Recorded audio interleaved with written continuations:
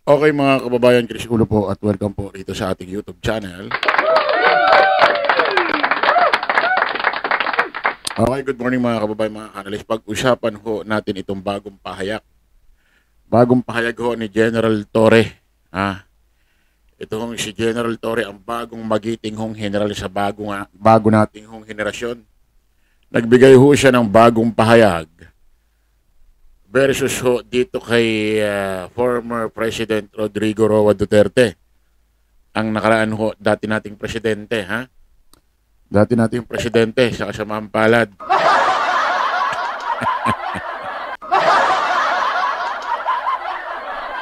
Pakinggan nyo mga kababayan, mga kanalist, kasi ito nga hong si General Torre, kinasuhan ho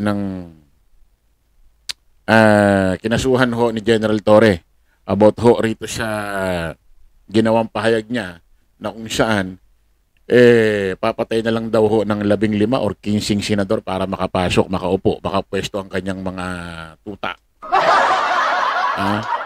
Makatutang niya, senatorial candidate niya. Mukhang ito ho ang mas matindi na dahilan kung bakit kinasuhan ho ni General Torre. Ito hong si dating President Rodrigo Roa Duterte. Pakinggan ho natin itong video ito. Hindi ko na ho ipapakita ang video kasi sa ABS-CBN ito. Pakinggan ho natin mga kababayan, ha. Pero pakikita ko lang muna sa inyo. Baka sabihin nyo AI ito. Ayan ho mga kababayan, play natin, ha. Tatlo ang final namin case, ha? I also submitted for DC-20 the case of Rodrigo Roa Duterte. Okay. Sa kanya mga statements doon sa last rally. Opo. So we already submitted it for unlawful utterances at saka inciting to sedition. So nandun na rin sa docket ngayon at for case build-up na rin yung reklamo natin kay former President Duterte. Which specific statement po that he made? Ay, gusto niyang patayin ng 15 senador na gusto nilang bombahin. So, ayan, nakafile na sa DC-20 for case build-up na ang kaso na yan. Ang sabi po, kahit si Justice Secretary Remulla kanina, medyo iba naman daw po talaga yung language ni former President Duterte. Alam niyo, bagong Pilipinas na eh. Hindi na pwede yung ganong mga statements na kinaumagahan, joke only na lang. Kaya nagkakagulo. Alam mo palakpakan natin ang ganda ng punto ni General Torre doon. Ang nangyayari kasi rito, mga kababayan, mga ka-analyze, magsasalita ito ng hindi maganda, sobrang foul, itong si Digong, Pangulong Bongbong, katulad nito sa 15 senador, napapatay na lang daw niya. Tapos, wala naman siyang sinasabing joke. Wala siyang sinasabing joke. Ang nagsasabi lang naman ng joke, yung kanyang mga kapartido. Bongo, Robin, Bato, ano pa ba ina-expect mo dyan? Salpanelo, Roque. Sila lang naman ang nagsasabi ng joke. Ito naman si Digong wala. Ganito nga nangyayari ngayon eh. Kapag si Digong may sinabi na hindi maganda sa Administrasyong Marcos o sa mga congressman, senador, joke yon para kalabato. Pero pag si Digong may sinabi na hindi maganda kay Pangulong Bongbong, wala silang sinasabing joke yun.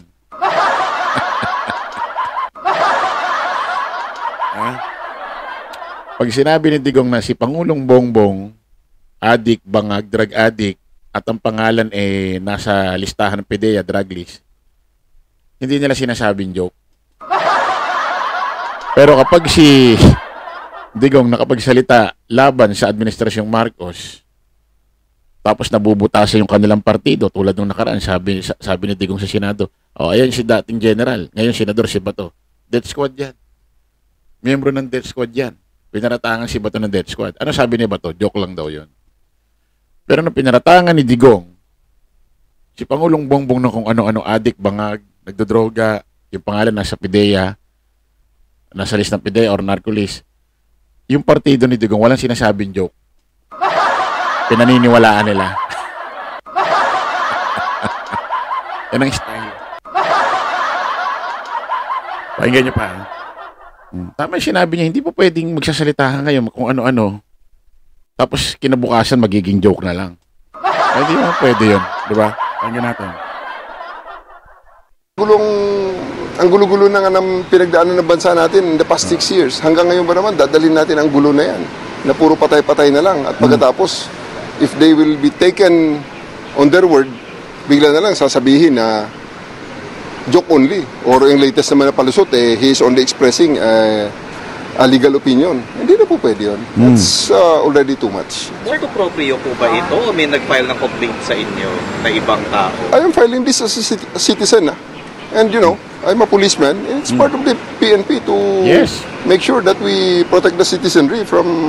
Yes, pwede siyang magkaso. Citizen siya.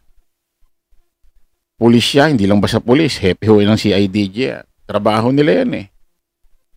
Diba? Kasi isipin mo, lalo na yung mga nanonood ng balita, may edad matanda na. Tapos halimbawa kampi sa administrasyong Marcos, kampi sa mga senador, na mga kung sino man yun, makakarinig ng ganito patay dito. Makaka-create ng, alam mo, yung takot. Para ba ang nangyayari, baka isipin ng mga nanonood, normal na lang ang patayan dito sa Pilipinas. Parang ganun-ganun na lang yung beer. Sabi ko nga kailan ba naging biro ang patayan? Siyempre, ano pa ba ini-expect mo kala Bato? Kala Bongo, Robin, Roque Salpanero? Natural sasabihin nila joke lang yun dahil si Digong yan eh. Pero kung lalaliman mo talaga isip mo, sa tama tayo, never naging joke ang patayan. Yun yung punto rito eh. Hindi porkit joke sa inyo, yun yung tama. Nakukuha nyo ba? Hindi porkit joke para sa inyo, tama yun. O halimbawa, nasa airport, pasahero ka, nag-joke ka ng bomba. Ano na ginagawa doon sa nag-joke na yun? Kahit joke yun. Di ba dinedetain, kinukulong? Kasi, may mga na-joke, akala mo joke yun, para sa inyo, sa grupo nyo, joke yun. Pero hindi para sa lahat ng tao.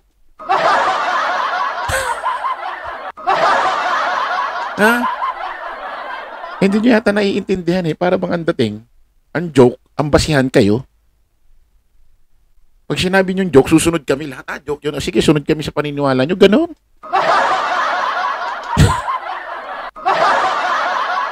Magmanteteng. Criminal activities like this. Maliit lang tingnan yan, pero it is being uttered by a former president, hindi malayo na gayahin or he will be taken he will be taken seriously by his blind supporters. Kasi nangyari na yan di ba? Sabi niya, pagpapatay ng mga, di ba? Pagpapatay ng mga adik, nangyari nga, maraming nga nagpatayan na hindi na natin maintindihan kung saan ang galing at sinasabi nila mga vigilante na mga palusot. But diba? Tama yung sinabi ni General Torre. Yung mga ginagawa ni Digong, nakaka-impluwensya siya ng kanyang mga supporter. Niniwala kayo doon? Nakakakuha siya ng mga simpatya sa kanyang mga supporter.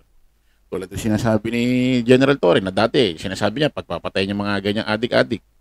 O ano nangyayari? May mga namatay nga. Ang palusot, mga vigilante kuno.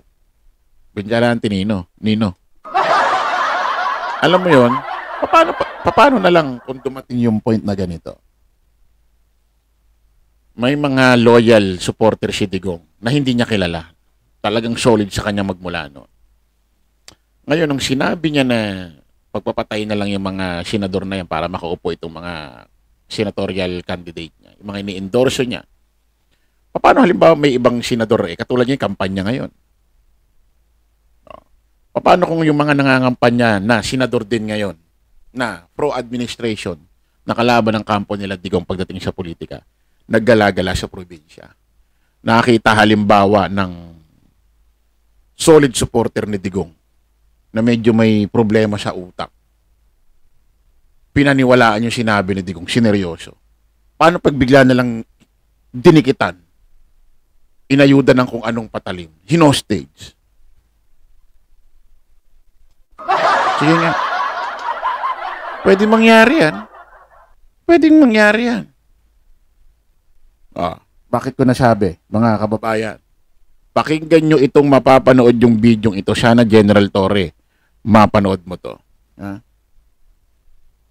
Balikan natin yan. Sana mapanood nyo ito.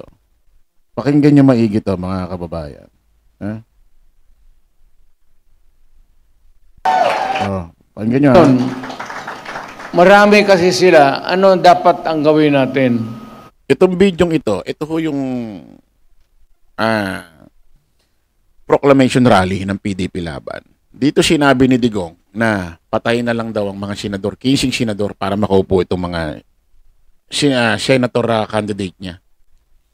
Pakinggan nyo kung ano ang maririnig isinisigaw ho ng kanyang followers. Doon mismo sa event. Pakinggan nyo, ha.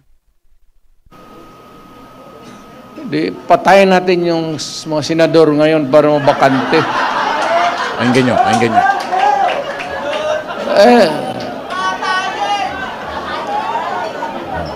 Ano sabi?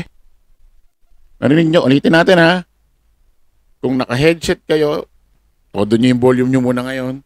Naka-earphone kayo, todo nyo muna yung volume. Kung wala kayong headset or earphone, yung speaker ng cellphone nyo, lagay nyo muna sa tenga nyo, todo nyo. Pakinggan nyo, ha? Pakinggan nyo. Marami kasi sila. Ano dapat ang gawin natin? Di, patayin natin yung mga senador ngayon para mabakante.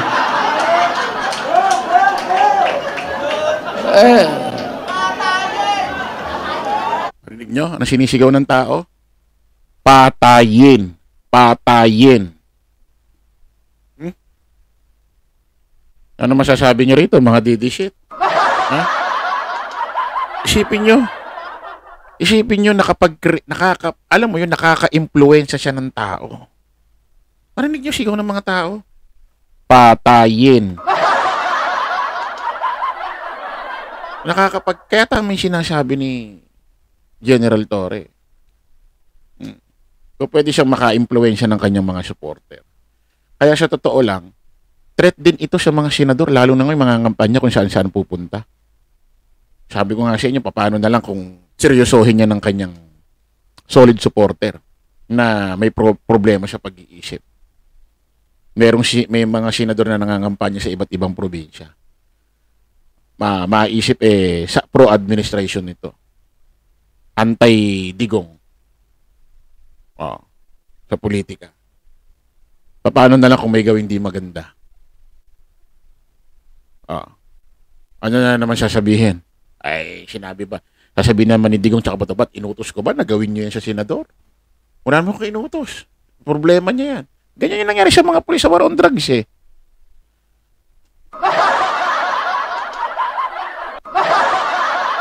Di ba?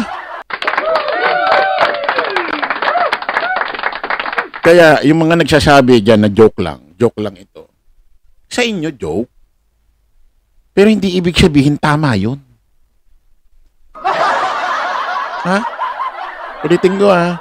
Yung mga nagsasabing joke ito ni Digong, natural sasabihin nyo yan. Unang-una, kapartido kayo.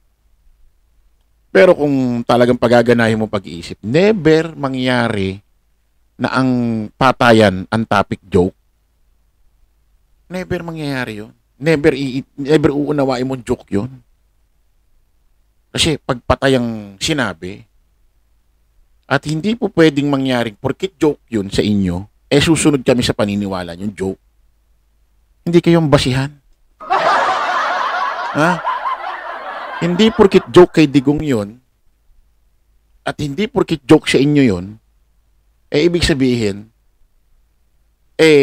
ang uunawain namin talaga dapat joke yung ganun salita. Hindi. Maaaring sa inyo joke, pero sa amin hindi.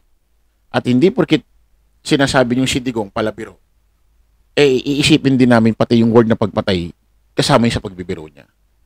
Kaya nga sabi ko sa inyo sa airport, may mga nagbibiro sa bomba. Di ba pagka sinabi, dinidetain, kinukulong, dinidemanda. Di ba, dinidemanda? Kasi bawal, hindi naman joke yun. Hindi ibig sabihin joke para sa inyo, tamang joke yun. Hindi nyo nauunawaan, ano?